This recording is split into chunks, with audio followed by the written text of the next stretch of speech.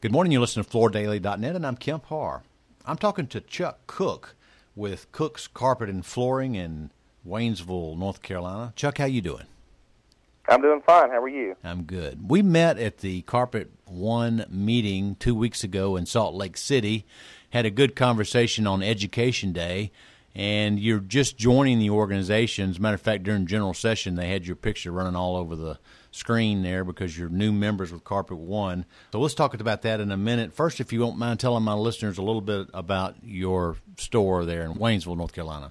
Yes, we started the store about 6 years ago, my wife and I, and we've been blessed. We're in small town USA, in Waynesville, a town of 10,000 people and a county of 60,000 people. We get a lot of second homers. We've got about 5 golf course communities within a 10-mile radius of the store.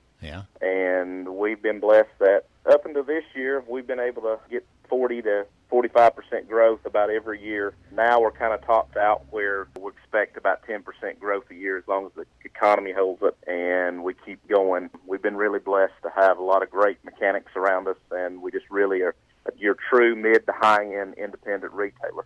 All right, so you had a 45% growth pace for the last several years, and this year it looks like you're going to grow about 10%? Yes, we pretty much topped out to where you couldn't keep that pace up because your volume has got to a level to where that's not possible. You know, we started the business from scratch, zero business, so we doubled it. We almost doubled it every year for the first 3 years. That's fantastic. And like you say, there's only so much base of business there with 10,000 people, right? Correct. All right, and so one thing I'd like to point out, and you told me the first time I met you, is that your second generation, your parents own a store in Murphy, North Carolina, right? Yes, that is correct.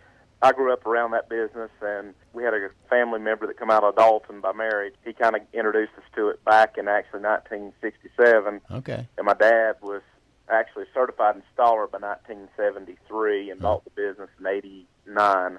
So I grew up there and then went to work for a flooring distributor called William & Byrd out of South Carolina. Spent 10 years there, and then we decided to open the business, and I chose Waynesville, North Carolina, and we moved there, hung out our shingle, and opened the doors, and so we have been here ever since.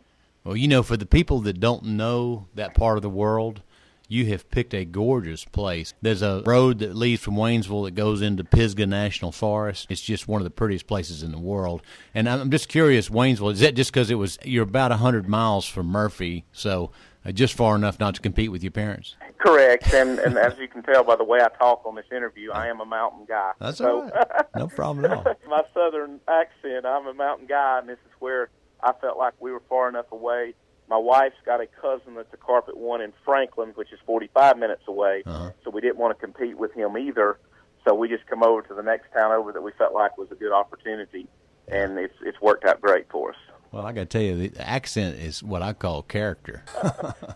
And your name is Charles, but you go by Chuck because that just makes people more familiar with you, right? Yes, sir. That's right. Yes, sir. All right. So talk about this decision to go Carpet One. That's interesting. I mean, you just joined. What motivated that decision? Well, I feel like in today's world that an independent businessman, especially a young guy like myself, my wife and I are pretty young in the business compared to most retailers.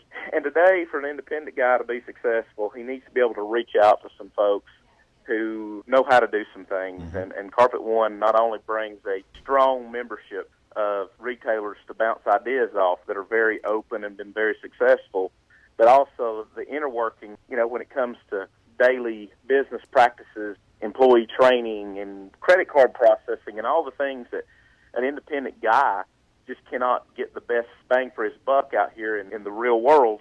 They can help you do that, and it just was a good fit for us.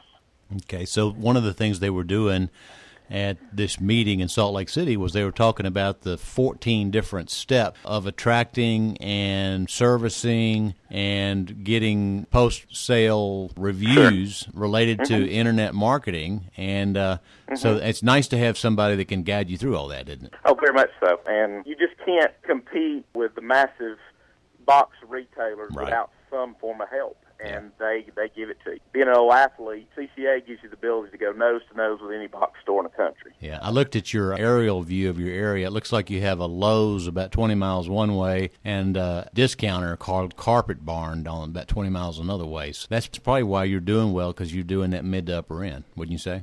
Correct. When you look at your mix of products, are you about 50-50 carpet to hard surface? How does that mix go? Yeah, we feel that we're probably 50-50 because we do have a pretty strong rental base, and that helps us get to that 50%. I know the industry is trending a little below 50%, but we have a strong enough rental base to help us keep that 50-50 ratio. All right, Chuck, it's good to talk to you. Again, we're talking to Chuck Cook with Cook's Carpet and Flooring in Waynesville, North Carolina, and you've been listening to Kemp Harr and FloorDaily.net.